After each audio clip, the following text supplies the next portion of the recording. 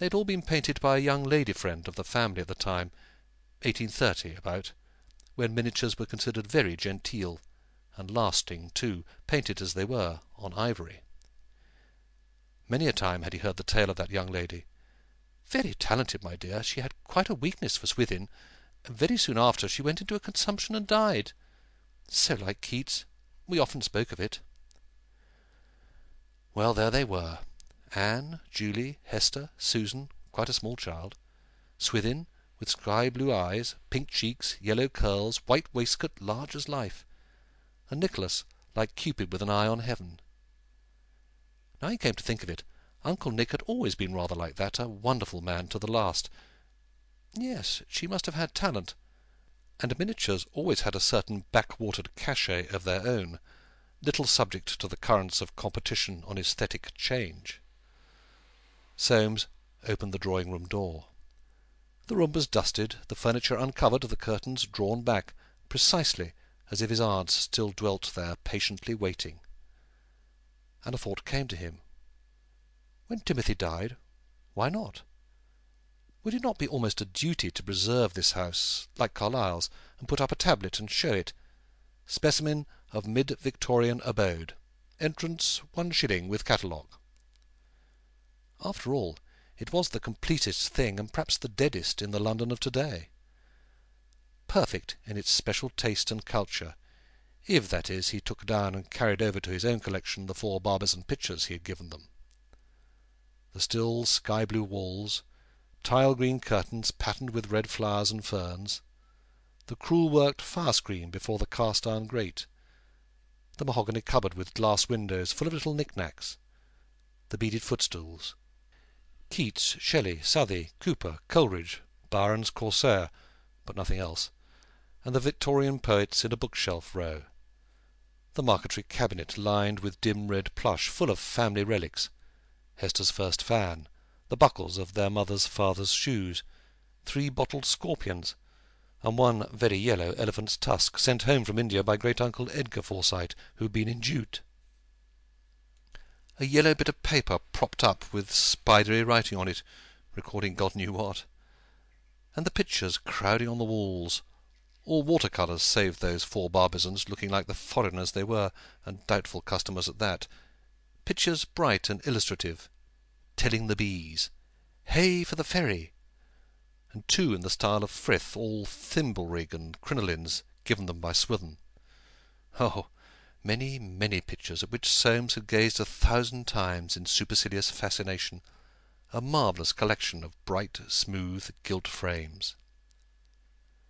And the boudoir grand piano, beautifully dusted, hermetically sealed as ever, and Aunt Julie's album of pressed seaweed on it, and the gilt-legged chairs, stronger than they looked, and on one side of the fireplace the sofa of crimson silk where Aunt Anne and after Aunt Julie had been wont to sit, facing the light and bolt upright, and on the other side of the fire the one really easy chair, back to the light, for Aunt Hester. Soames screwed up his eyes. He seemed to see them sitting there. Ha! And the atmosphere, even now, of too many stuffed and washed laced curtains, lavender in bags, and dried bees' wings. No, he thought, there's nothing like it left. It ought to be preserved. And by George, they might laugh at it, but for a standard of gentle life never departed from, for fastidiousness of skin and eye and nose and feeling, it beat to-day hollow. To-day, with its tubes and cars, its perpetual smoking, its cross-legged, bare-necked girls visible up to the knees and down to the waist, if you took the trouble, agreeable to the satire within each Forsyte, but hardly his idea of a lady, with their feet, too, screwed round the legs of their chairs while they ate, and their so-longs, and their old beans, and their laughter, girls who gave him the shudders whenever he thought of Fleur in contact with them, and the hard-eyed, capable older women who managed life and gave him the shudders too. No, his old aunts, if they never opened their minds, their eyes, or very much their windows, at least had manners and a standard and reverence for past and future. With rather a choky feeling he closed the door and went tiptoeing upstairs. He looked in at a place on the way. Huh! in perfect order of the 80s, with a sort of yellow oilskin paper on the walls. At the top of the stairs he hesitated between 4 doors. Which of them was Timothy's? And he listened. A sound, as of a child slowly dragging a hobby-horse about, came to his ears. That must be Timothy. He tapped, and a door was opened by Smither, very red in the face. Mr. Timothy was taking his walk, and she had not been able to get him to attend. If Mr. Soames would come into the back room, he could see him through the door. Soames went into the back room and stood, watching. The last of the old Forsytes was on his feet, moving with the most impressive slowness, and an air of perfect concentration on his own affairs, backward and forward, between the foot of his bed and the window, a distance of some 12 feet. The lower part of his square face, no longer clean-shaven, was covered with snowy beard, clipped as short as it could be, and his chin looked as broad as his brow, where the hair was also quite white, while nose and cheeks and brow were a good yellow. One hand held a stout stick, and the other grasped the skirt of his Jaeger dressing-gown, from under which could be seen his bed-socked ankles and feet thrust into Jaeger slippers. The expression on his face was that of a crossed child intent on something that he has not got. Each time he turned he stumped the stick, and then dragged it, as if to show that he could do without it. "He still looks strong," said Soames under his breath. "Oh, yes, sir. You should see him take his bath. It's wonderful. He does enjoy it so." Those quite loud words gave Soames an insight. Timothy had resumed his babyhood. "Does he take any interest in things generally?" he said, also loud. "Oh, yes, sir. His food and his will. It's quite a sight to see him turn it over and over, not to read it, of course. And every now and then he asks the price of consols, and I write it on a slate for him, very large. Of course I always write the same, what they were when he last took notice in 1914. We got the doctor to forbid him to read the paper when the war broke out.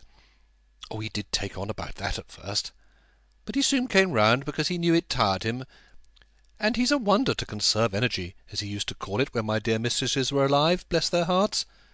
How he did go on at them about that! They were always so active, if you remember, Mr. Soames." "What would happen if I were to go in?" asked Soames. "Would he remember me? I made his will, you know, after Miss Hester died in 1907. "Oh, that, sir," replied Smither doubtfully. "I couldn't take on me to say. I think he might. He really is a wonderful man for his age." Soames moved into the doorway, and waiting for Timothy to turn, said in a loud voice, "Uncle Timothy!" Timothy trailed back half-way and halted. "Huh?" he said. "Soames!" cried Soames at the top of his voice, holding out his hand. "Soames Forsyte!" "No," said Timothy, and stumping his stick loudly on the floor, he continued his walk. "It doesn't seem to work," said Soames. "No, sir," replied Smither, rather crestfallen. "You see, he hasn't finished his walk. It always was one thing at a time with him. I expect he'll ask me this afternoon if you came about the gas, and a pretty job I shall have to make him understand." "Do you think he ought to have a man about him?" Smither held up her hands. "A man? Oh, no! Cook and me can manage perfectly. A strange man about would send him crazy in no time, and my mistresses wouldn't like the idea of a man in the house. Besides, we're so proud of him." "I suppose the doctor comes?" "Every morning. He makes special terms for such a quantity. Mr. Timothy's so used, he doesn't take a bit of notice, except to put out his tongue." "Well," said Soames, turning away, "it's rather sad and painful to me." "Oh, sir," returned Smither anxiously, "you mustn't think that. Now that he can't worry about things, he quite enjoys his life, really he does.